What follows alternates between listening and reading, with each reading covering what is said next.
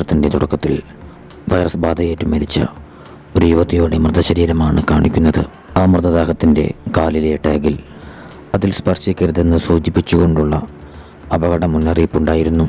എന്നാൽ ഇതൊന്നും വകവയ്ക്കാതെ ആ മോർച്ചറിയിലുണ്ടായിരുന്ന BJ എന്നയാൾ ആ ഒരു മൃതദേഹവുമായി ലൈംഗിക ബന്ധത്തിലേർപ്പെട്ടു. ശേഷം BJ അവിടെ നിന്നും തൻ്റെ വീട്ടിലേക്ക് മടങ്ങി. പിന്നീട് കാണിക്കുന്നത് തൻ്റെ ലെസ്ബിയൻ കാമുകിയായ നിക്കിയുമായി പിണങ്ങി ഒരു പാർട്ടിയിൽ പങ്കെടുക്കാനായി എത്തിയിരിക്കുന്ന സാമന്തയെയാണ്. സാമന്തയുടെ കൂട്ടുകാരിയായ ആലീസായിരുന്നു ആ ഒരു പാർട്ടി അറേഞ്ച് ചെയ്തിരുന്നത്. BJ എന്നയാളും ആ ഒരു പാർട്ടിയിൽ പങ്കെടുക്കാനായി അങ്ങോട്ടേക്ക് എത്തിയിരുന്നു. ഈ ഒരു സമയത്ത് സാമന്തയെ ഒരുപാട് ഇഷ്ടപ്പെട്ടിരുന്ന ജോർജ് അവളുടെ പക്കലേക്ക് എത്തുകയാണ്. എന്നാൽ ലെസ്ബിയനായിരുന്ന സാമന്തയ്ക്ക് ആണുങ്ങളെ അത്രയ്ക്കങ്ങ് താല്പര്യമുണ്ടായിരുന്നില്ല. അവൾ അവനെ ഒഴിവാക്കി വിട്ടു.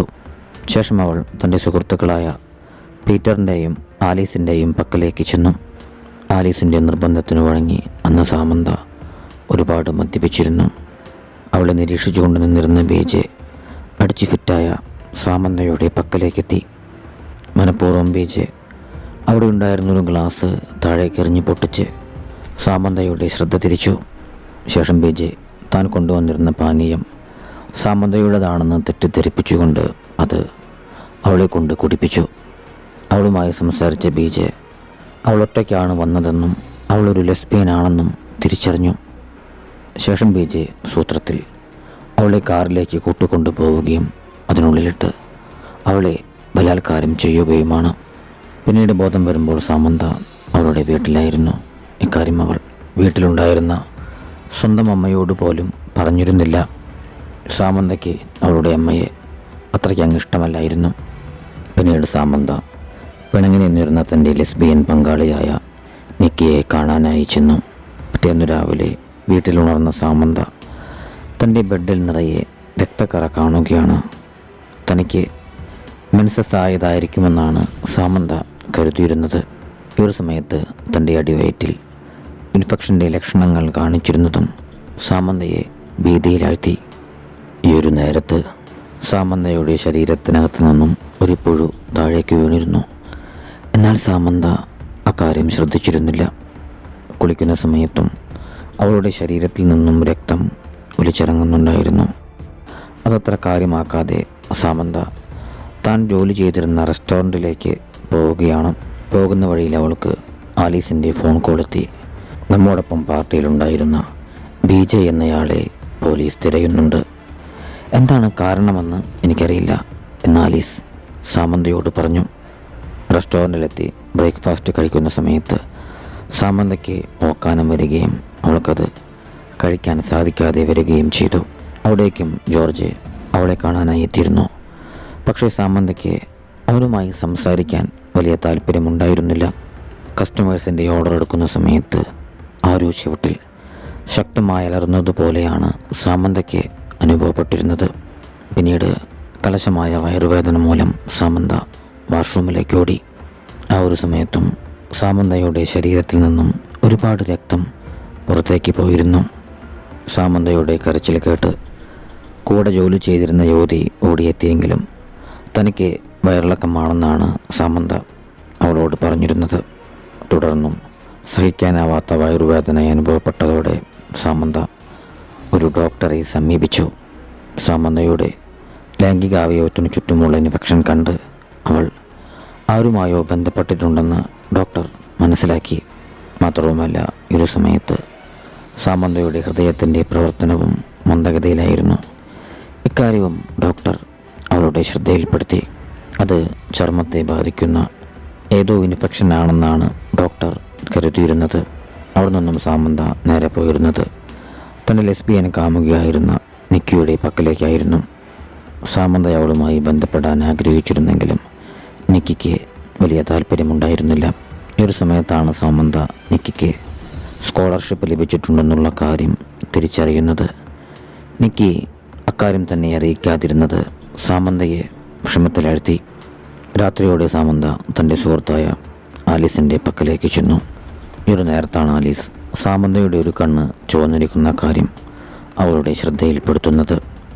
വാഷ്റൂമിലെ കണ്ണാടിയിൽ ആ ഒരു കാഴ്ച കണ്ട സാമന്തയും ഞെട്ടിത്തെരിച്ചു.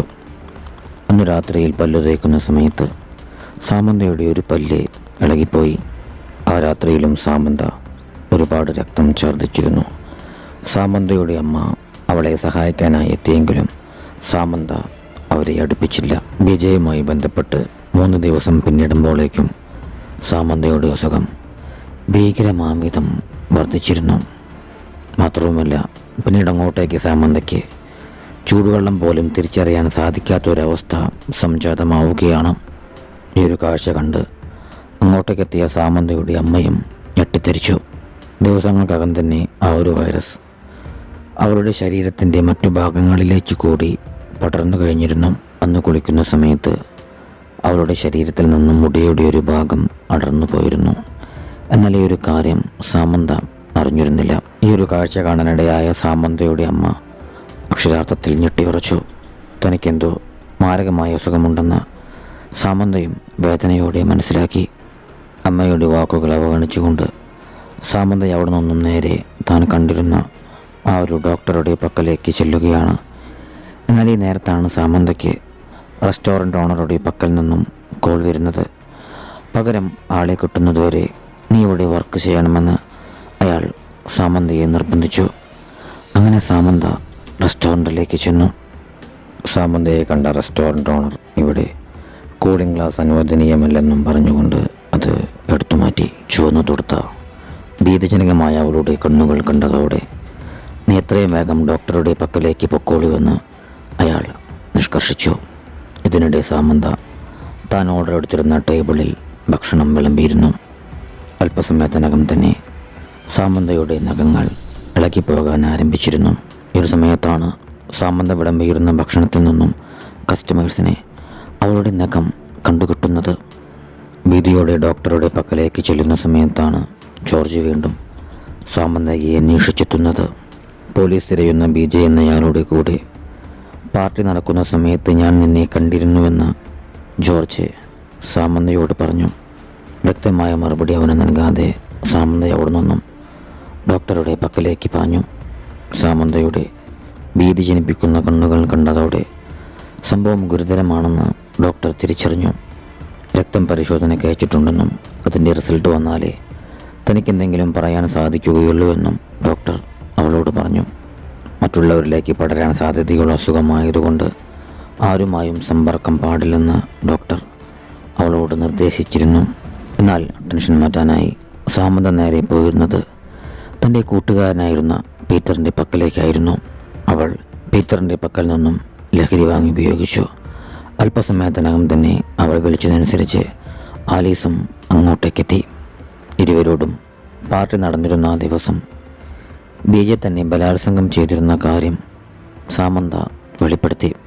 ഇക്കാര്യം എത്രയും വേഗം പോലീസിൽ അറിയിക്കണമെന്ന് ആലീസ് സാമന്തയെ ഉപദേശിച്ചു.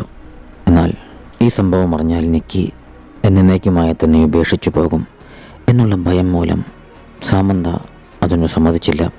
അതോടെ ആലീസുമായി ദേഷ്യപ്പെട്ടുകൊണ്ട് സാമന്ത ഒരു ബാറിലേക്ക് ചെല്ലുകയും അവിടെ വെച്ച് മദ്യപിക്കുകയും ചെയ്തു. വീട്ടിലേക്ക് തിരിച്ചെത്തിയിരുന്ന സാമന്തയെ ചികിത്സിക്കാനായി അവളുടെ അമ്മ ഒരു ഡോക്ടറെ ഏർപ്പാടാക്കിയിരുന്നു. എന്നാൽ അമ്മയുമായി തട്ടിക്കയറിയ സാമന്ത അവിടെ നിന്നും ഒരു ഫ്ലവർ ഷോയിൽ പങ്കെടുക്കാനാണ് പോയത്. സാമന്തയുടെ നിലവിട്ടുള്ള പെരുമാറ്റവും ചുവന്ന കണ്ണുകളും കണ്ടതോടെ സംഘാടകർ അവൾക്ക് പ്രവേശനാനുമതി നിഷേധിച്ചു. ദേഷ്യത്തോടെ സാമന്ത അവിടെ നിന്നും ഇറങ്ങി തൻ്റെ കാമുകിയായ നിക്കിയുടെ പക്കലേക്ക് ചെന്നു. എന്നാൽ നിക്കി സാമന്തയെ വീടിനകത്തേക്ക് പ്രവേശിപ്പിക്കുവാൻ തയ്യാറായില്ല. കാരണം സാമന്തയെ ബിജെ ബലാത്കാരം ചെയ്തിരുന്ന കാര്യം ആലീസ് നിക്കിയെ അറിയിച്ചിരുന്നു. നിക്കി വാതിലടയ്ക്കാനൊരുങ്ങിയതോടെ കോപാകുലയായ സാമന്ത വാതിലിൽ ശക്തമായി ചവിട്ടിക്കൊണ്ട് അകത്തേക്ക് പ്രവേശിച്ചു. അങ്ങനെ ഇരുവരും തമ്മിൽ ഒരു സംഘട്ടനം ഉടലെടുത്തു. പെട്ടെന്നുണ്ടായ ദേഷ്യത്തിൽ സാമന്ത നിക്കിയുടെ കഴുത്തിൽ പിടിച്ചമർത്തുകയും അവൾ കൊല്ലപ്പെടുകയും ചെയ്തു. ഭയചകിതയായ സാമന്ത ഉടൻ തന്നെ അവിടെ നിന്നും ആലീസിൻ്റെ പക്കലേക്ക് ചെന്നു. നീ എന്തിനു വേണ്ടിയാണ് എന്നെ ഒറ്റിക്കൊടുത്തതെന്ന് എനിക്കറിയാമെന്ന് സാമന്ത ആലീസിനോട് പറഞ്ഞു. ആലീസ് ഭയന്നുറച്ചെങ്കിലും ഞാൻ നിന്നെ ഒന്നും ചെയ്യില്ലെന്ന് സാമന്ത ആലീസിനെ അറിയിച്ചു. ആലീസിനെ സാമന്തയുമായി ലെസ്ബിയൻ ബന്ധം പുലർത്തണമെന്ന ആഗ്രഹമുണ്ടായിരുന്നു. സാമന്ത അവളുടെ ആഗ്രഹം സാധിപ്പിച്ചു കൊടുക്കാൻ ഒരുങ്ങിയെങ്കിലും ഈ ഒരു സമയത്ത് സാമന്ത രക്തം ഛർദ്ദിക്കുകയാണ്. അറപ്പോടെ ആലീസ് ഒഴിഞ്ഞു മാറാൻ ശ്രമിച്ചെങ്കിലും സാമന്ത അവളെ പിടികൂടി. ഇതേസമയം സോംബിയായി മാറി തുടങ്ങിയിരുന്ന സാമന്ത കൊതിമൂത്ത് ആലീസിൻ്റെ കഴുത്തിൽ കടിച്ചു. മൃതപ്രാണയായ ആലീസ് വേദനയാൽ പുളയുന്നത് കണ്ട് സഹിക്കാനാവാതെ സാമന്ത അവളെ തലക്കടിച്ചു കൊന്നു. പിന്നീട് അവൾ ആലീസിൻ്റെ ഫോണെടുത്ത് ജോർജിനെ വിളിക്കുകയും എനിക്ക് നിന്നെ കാണണമെന്ന് അവനോട് പറയുകയും ചെയ്തു. പിന്നീട് സാമന്ത മേക്കപ്പ് ചെയ്ത് തൻ്റെ മുഖം ഭംഗിയാക്കാൻ ശ്രമിച്ചു. ശേഷം അവൾ ആലീസിൻ്റെ മൃതദേഹം കുളിമുറിയിലേക്ക് മാറ്റി. മെഴുകുതിരി കത്തിച്ച് വെച്ച് അരണ്ട വെളിച്ചത്തിലവൾ ജോർജിനായി കാത്തിരുന്നു. അവിടേക്കെത്തിയ ജോർജിനെ പ്രലോഭിപ്പിച്ച് അവൾ അവനുമായി ബന്ധപ്പെടുകയാണ്. ഒരു സമയത്ത് സാമന്തയുടെ ശരീരത്തിനകത്തു നിന്നും പുഴുക്കൾ ഓരോന്നായി പുറത്തേക്ക് ചാടുന്നുണ്ടായിരുന്നു. ഈ ഒരു കാഴ്ച കണ്ട ജോർജ് അറപ്പോടെ ഛർദ്ദിക്കാനായി ബാത്റൂമിലേക്ക് ഓടി. ആ ഒരു നേരത്താണ് അവൻ ഞെട്ടലോടെ അവിടെ കിടന്നിരുന്ന ആലീസിൻ്റെ മൃതദേഹം കാണുന്നത്. ഈ ഒരു സമയത്ത് സാമന്ത തൻ്റെ കാറുമെടുത്ത് അവിടെ നിന്നും കടന്നു കളഞ്ഞിരുന്നു. അവൾ തൻ്റെ അമ്മയെ വിളിച്ച് തനിക്ക് തെറ്റുപറ്റിയെന്ന് കരഞ്ഞു പറഞ്ഞു. താമസിയാതെ തന്നെ സാമന്ത മയക്കത്തിലേക്ക് വഴുതി വീഴുകയും അവളുടെ വാഹനം അപകടത്തിൽപ്പെടുകയും ചെയ്തു. എന്നാൽ പിന്നീട് സാമന്ത ഉണർന്നത് ഒരു സോംബിയായിട്ടായിരുന്നു. അക്രമാസക്തിയായി മാറിയിരുന്ന അവളെ പോലീസും അങ്ങോട്ടേക്ക് എത്തിയിരുന്ന അവളുടെ അമ്മയും ചേർന്ന് പിന്തിരിപ്പിക്കാൻ ശ്രമിച്ചെങ്കിലും അവൾ വഴങ്ങിയില്ല. പോലീസ് അവളെ വെടിവെക്കാൻ ഒരുങ്ങിയതോടെ സാമന്തയുടെ അമ്മ അവളുടെ പക്കലേക്ക് ചെന്നു. അതോടെ സോംബിയായ സാമന്ത അവളുടെ അമ്മയുടെ ദേഹത്തേക്ക് ചാടി വീഴുകയാണ്. ഈ ഒരു രംഗത്തോടു കൂടി ചിത്രം അവസാനിക്കുന്നു.